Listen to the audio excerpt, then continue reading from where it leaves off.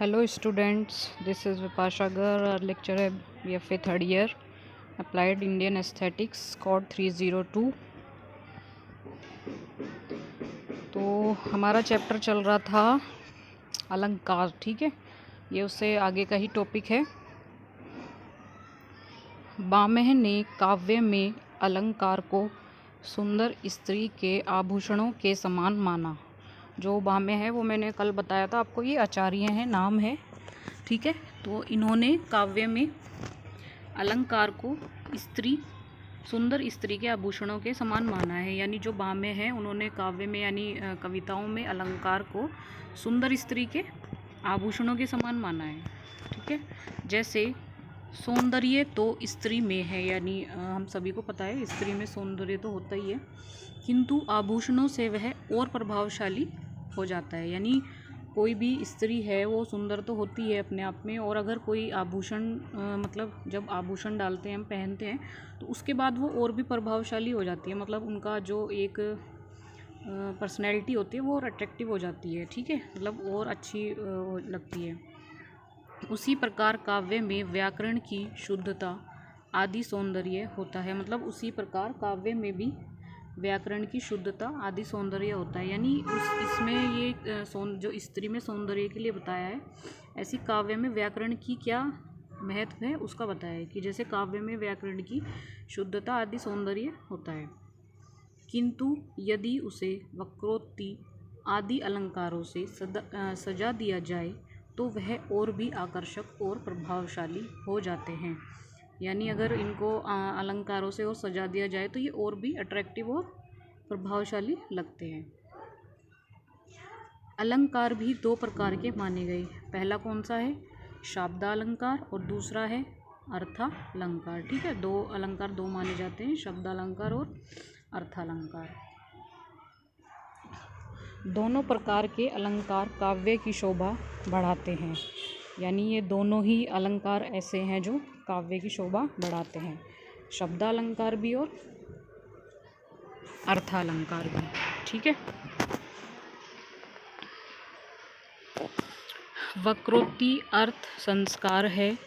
भारत ने शब्द संस्कार व अर्थ संस्कार दोनों के लिए अलंकार शब्द लिया था। मतलब भारत ने जो शब्द है वो संस्कार व अर्थ संस्कार, ये दोनों संस्कार हैं, शब्द और अर्थ दोनों के लिए ही इन्होंने अलंकार शब्द लिया था। काव्य के लिए बामेह ने कांतिमुखी नायिका का उदाहरण दिया। मतलब काव्य के लिए जो बामेह है उन्होंने काव्य के लिए कांतिमुखी, यानी जिसके मुख पे कांति रहती है, यानी एक चमक रहती है, उसको बोलते हैं कांतिमुखी नायिका। यानी नायिका तो मतलब फीमेल का उदाहरण दिया। इस उदाहरण से स्पष्ट है कि वे सौंदर्य की दो कोटियाँ मानते हैं। मतलब इस उदाहरण से उन्होंने स्पष्ट किया है कि वे सौंदर्य की दो कोटियाँ मानते हैं। वो दो कोटियाँ कौन सी हैं? पहली है प्रकृत, जो वस्तु में है या वस्तु का धर्म है, ठीक है। मतलब पहली क्या है? प्रकृत, और दूसरी है प्रदत्त। प्रकृत और प्रदत्त। तो प्रकृत क्या है? जो वस्तु में है या वस्तु का धर्म है, ठीक है। जैसे कांतिमुखी नायिका का प्राकृतिक सौंदर्य, यानी कांतिमुखी नायिका किसे कहते हैं? जिसके चेहरे पे चमक है, तो वो तो प्राकृतिक सौंदर्य हो गया, आर्टिफिशियल मतलब मेकअप वाला नहीं। जिसके चेहरे पे एक चमक रहती है, उसका चेहरा अलग ही चमचमाता है, वो तो उसको प्राकृतिक सौंदर्य, मतलब इसमें एग्जाम्पल दिया है ये, ठीक है। दूसरी कोटि है प्रदत्त, यानी जो बाहर से दिया गया हो, है ना। यानी जैसे अगर हमने नायिका को आभूषण पहना दिया तो वो तो आर्टिफिशियल हो गया ना, वो बाहर वाला हो गया, ठीक है। तो प्रकृत तो होता है जो प्राकृतिक सौंदर्य हो, और प्रदत्त जो होता है वो मतलब जो बाहर से रिलेटेड हो, जो बाहर से दिखाया गया हो, बाहर से दिया गया हो, ठीक है। तो उसमें हो गया कांतिमुखी नायिका का प्राकृतिक सौंदर्य, और दूसरा है जो आभूषण आप पहना देते हैं उसको, वो बाहर से हो गया, ठीक है। और काव्य में कौशल या अलंकार से आता है। इसका अर्थ यह है कि कौशल या अलंकार कोई नया सौंदर्य उत्पन्न नहीं करते। यानी जो कौशल और अलंकार है वो कोई भी नया सौंदर्य उत्पन्न नहीं करते। इस एग्जाम्पल से हमें ये पता चलता है। वरन सामान्य सौंदर्य को ही सजाकर अधिक प्रभावी, अधिक समर्थ बना देते हैं। मतलब जो सामान्य सौंदर्य है उसको सजाकर ही वो अधिक प्रभावशाली और समर्थ बना देते हैं, ठीक है। ये सौंदर्य के उद्घाटन करता है, मतलब ये सौंदर्य के उद्घाटन करता है। इनके बिना वस्तु का वास्तविक नैसर्गिक सौंदर्य ढका रहता है, मतलब किसी भी वास्तविक जो नैसर्गिक सौंदर्य होता है वो इनके बिना ढका रहता है। ठीक है, अब ये पहला तो था बाम है, इनके ऊपर था इस वीडियो में, उससे पहली वीडियो में इन दोनों के बारे में डिस्कस हो गया। अब ये नेक्स्ट है दंडी। 4 है ना, ये मैंने आपको आज बताया था जूम मीटिंग में। ये सेकंड है इसमें दंडी। ठीक है, पहला बाम है, दूसरा दंडी। यह भी अलंकारवादी थे, मतलब ये भी अलंकारवादी ही थे। इनके प्रसिद्ध ग्रंथ का नाम काव्य दर्शन है। ठीक है, इनके प्रसिद्ध ग्रंथ का नाम क्या है? काव्य दर्शन। इन्होंने बामह के अलंकार विश्लेषण में कुछ संशोधन किए, मतलब बामह ने जो अलंकार है उसमें उसके विश्लेषण में इन्होंने कुछ संशोधन किए थे।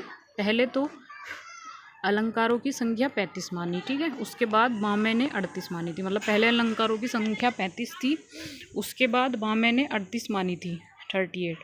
दूसरे, इन्होंने अतिशयोक्ति को अलंकारों का मूल माना। बामह ने वक्रोक्ति को माना था, यानी अतिशयोक्ति को इन्होंने अलंकारों का मूल माना, और जो बामह था उन्होंने वक्रोक्ति को माना था। ठीक है, पर जरा ध्यान से देखा जाए तो बामह की वक्रोक्ति और दंडी की अतिशयोक्ति ये अलग अलग है, ध्यान रखना। बामह की तो वक्रोक्ति है और दंडी की अतिशयोक्ति है। ठीक है, में कोई विशेष भेद नहीं, दोनों प्राय समान ही है। मतलब इन्होंने यहाँ पे बताया है कि बामह की चाहे वक्रोक्ति हो या दंडी की अतिशयोक्ति हो, दोनों में कोई भेद नहीं है, दोनों प्राय समान ही है, अगर मतलब ध्यान से देखा जाए और पढ़ा जाए इस बारे में। ठीक है, और इसकी लाइन याद रखना, अलंकारों की संख्या 35 मानी थी जबकि बामह ने 38 मानी थी। ठीक है, 35 और 38 है ये, पहले और बाद की। नेक्स्ट है दंडी के अनुसार भी अलंकार काव्य का सौंदर्य कारक धर्म है, मतलब दंडी के अकॉर्डिंग भी जो अलंकार है वो काव्य का सौंदर्य कारक धर्म है। काव्य के रूप को समझाने के लिए दंडी ने काव्य शरीर की कल्पना की, मतलब काव्य के रूप को समझाने के लिए भी दंडी ने काव्य शरीर की कल्पना की थी। काव्य शरीर की इस कल्पना में शब्द और अर्थ, रूप और कांति का संयोग, यानी जो इन्होंने काव्य शरीर की जो कल्पना बताई है उसमें शब्द और अर्थ और रूप और कांति का संयोग है, दोनों का ही। ठीक है, दंडी के अनुसार अलंकार में 2 और विशेषताएं, मतलब दंडी के अकॉर्डिंग भी अलंकार में 2 और विशेषताएं हैं। कौन कौन सी? पहली यह कि अलंकार वस्तु के प्रकृत सौंदर्य का उद्घाटन नहीं करते, मतलब जो ये दंडी के अकॉर्डिंग है अलंकार की विशेषता। ठीक है, पहली क्या है कि जो अलंकार है वो वस्तु के प्रकृत सौंदर्य का उद्घाटन नहीं करते, यानी अब प्रकृत और प्रदर्थ हमने पीछे अभी इसी में पढ़े हैं, तो आप यहाँ समझ गए होंगे इसका क्या मतलब है। वर्ण केवल शोभा बढ़ाते हैं। और दूसरी यह है कि यही अलंकार काव्य को स्थायी बनाते हैं, यानी जो स्थायी होते हैं, जो टिके रहे। ठीक है, दूसरी विशेषता है कि अलंकार काव्य को स्थायी बनाते हैं, अर्थात यह भी प्रकृत सौंदर्य का अंग ही हो जाते हैं। ठीक है, दोनों हो गई ये।